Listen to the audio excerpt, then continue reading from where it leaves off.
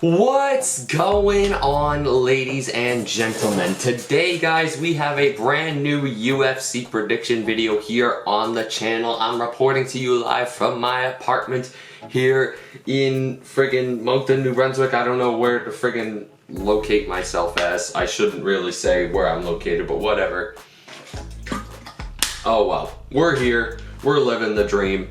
And yeah, second UFC video in this apartment. I want to apologize to you guys for no post event recap of UFC 321. Obviously, I was away in Boston at the time of that card. I couldn't log on to any of my friends' computers and record those videos, so I apologize for the inconvenience, guys. But today, guys, oh boy, oh boy, oh boy, oh boy, we got a big one. Islam Makachev.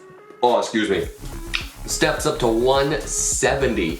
He's in the 170 pound division now, and he's going up to take on Della Maddalena at Madison Square Garden. We got the women's super fight between Valentina Shevchenko and Zhang Weili.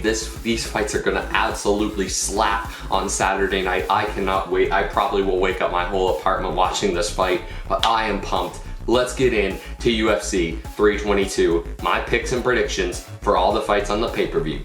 Our first fight is Beneil Dariush taking on Benoit Saint-Denis here at 155 pounds, the pay-per-view opener at Madison Square Garden. This one's gonna be an interesting one, man. I mean, you could say Beneil Dariush is a bit over the hill now, I suppose, but I mean, he's still in the top 10 of the lightweight division. He's still holding it down, and against someone like Benoit Saint-Denis, I don't really know what to think of Benoit, man. I really don't know what to think he will be like in this situation, because he's had good performances. That submission of Mauricio Ruffi back in September, that was a very big win for him. That was yeah, a statement win. I really gotta say, that was a statement win for Benoit Saint-Denis.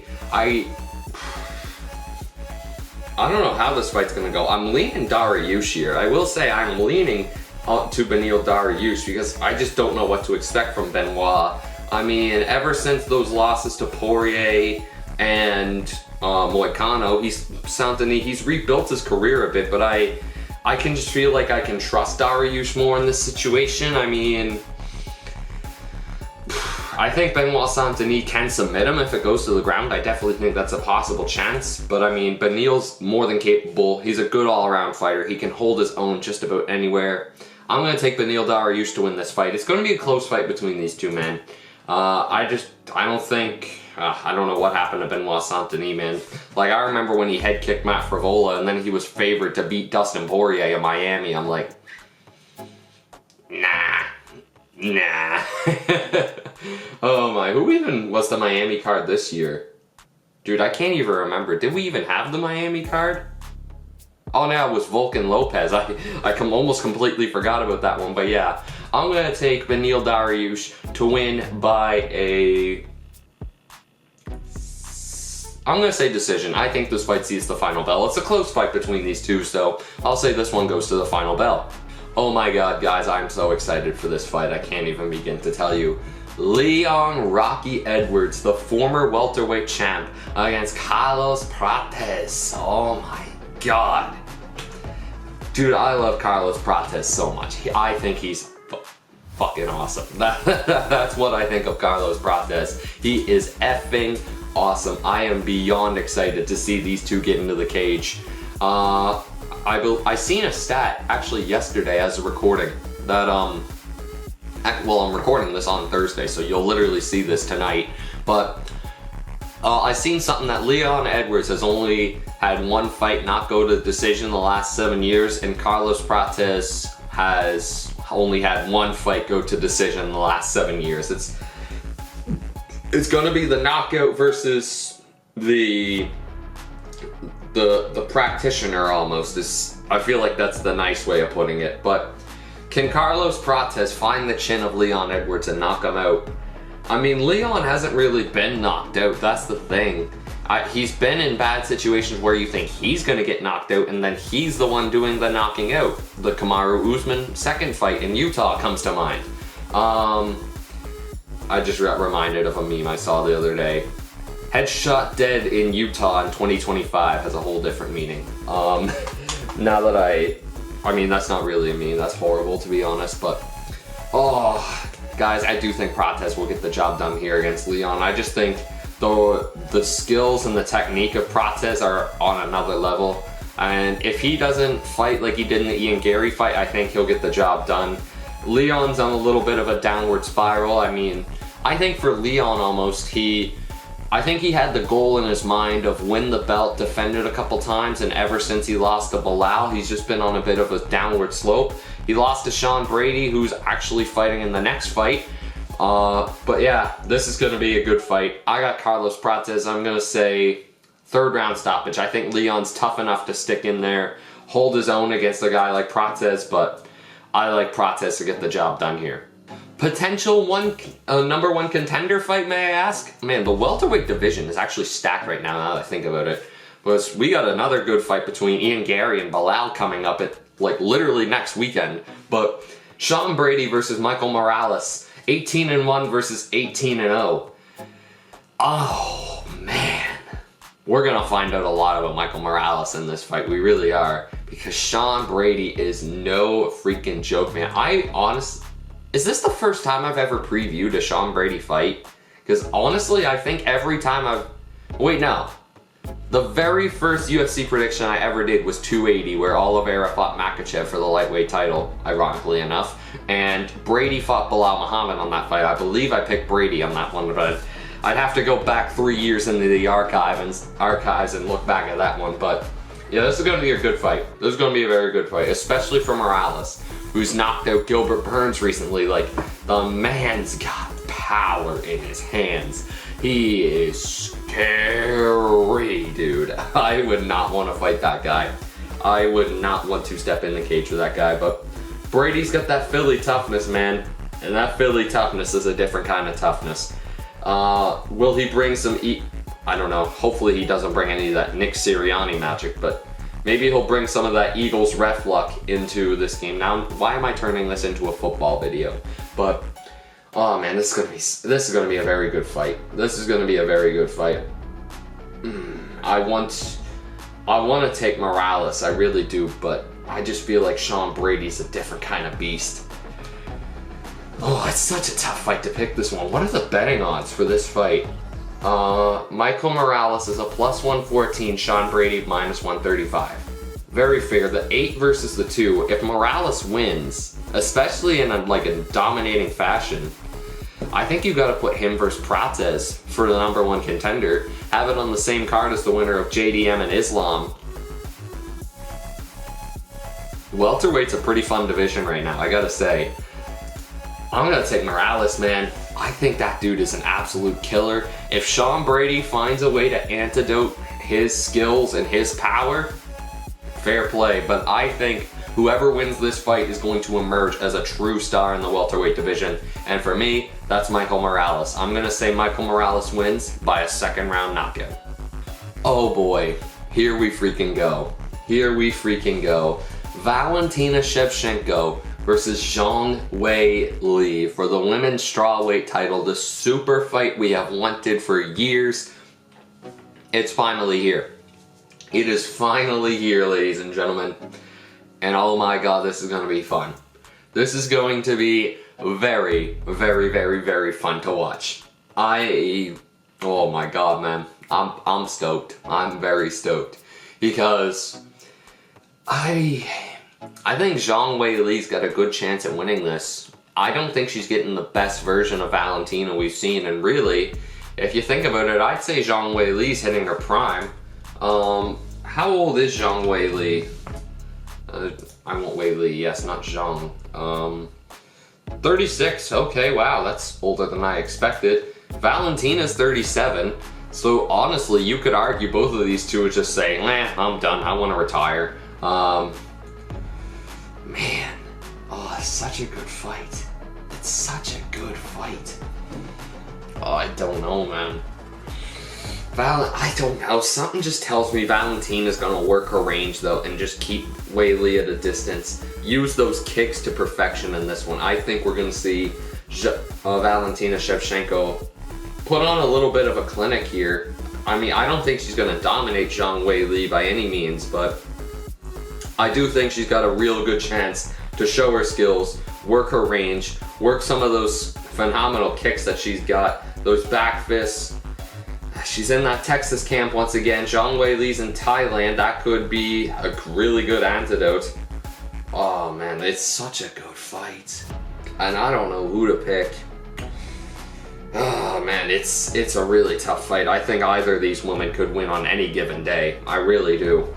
But hopefully this isn't the last fight we see between these two. I will say that. They're pretty much all equal in all assets. I mean, Zhang Weili has a bit more knockouts than Valentina has decisions. Both their takedown defenses are great. I think this fight will predominantly be on the feet. I think Shevchenko gets the job done. I really do. I really like Valentina here. I know a lot of people are picking Zhang Weili. If anything, Zhang Weili might even be the favorite at this point. It's actually the same odds as Morales and Brady. Minus 135 for Shevchenko, plus 114 for Zhang Weili. I don't know. I don't know how Zhang Weili's going to do putting on the weight coming up to 125. She shouldn't be too bad at it. If she does it the right way, she'll be fine. But she's a small woman as it is. So, I don't know, man. I am intrigued to see how this goes for these two fighters. I really am. I'm going to say, I do think this fight sees the final bell. I don't think either of them get finished. If there is a finish, I would honestly be amazed, but I am going to take Valentina Shevchenko by decision in this one. It's going to be a back and forth fight, but I do think Valentina Shevchenko will outskill and outclass Zhang Weili in the end. It's probably going to be 3 rounds to 2 or 4 rounds to 1. It's going to be a very, very fun fight. And I'm going to take Valentina on this one. Alrighty then, our final fight of this card, ladies and gentlemen, the main event of the evening. Let's get ready to rumble. I'm just switching between the two buffers. It's time! Oh my god. Anyway, JDM, Jack Della Maddalena versus Islam Makachev. Oh my days, this is gonna be fun. This is gonna be freaking fun, isn't it? JDM, 8-2, Australia. Australia don't have wrestling. I'm gonna out-wrestle kangaroo. Islam Makachev, 27-1, Russia.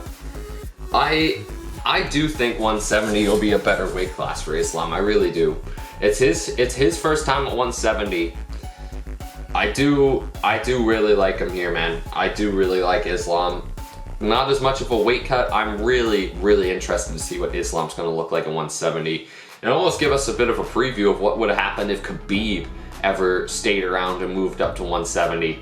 Now, honestly, that will be a bit of intrigue for me, at least. JDM does have a longer reach.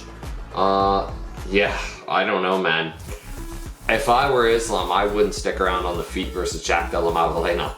I think JDM, if he stays on the feet, I think he's going to piece the hell out of Islam. And I think Islam's a great striker, but I thought about this last night, actually, as I was going to sleep. But, this fight will probably be a very similar fight to the Dustin Poirier fight for Islam. I think JDM is going to give Islam a harder fight than we're all expecting here. I think JDM is tough as nails, man. I think a lot of people sleep on how good JDM is. I mean, is he as good as Islam? Probably not. But we're going to find out a lot about him in this fight. We found out a lot about him in the Belal Muhammad fight, but I think Belal tried to get him down. I think he tried to get him to the ground, but that takedown defense from JDM is honestly really good. And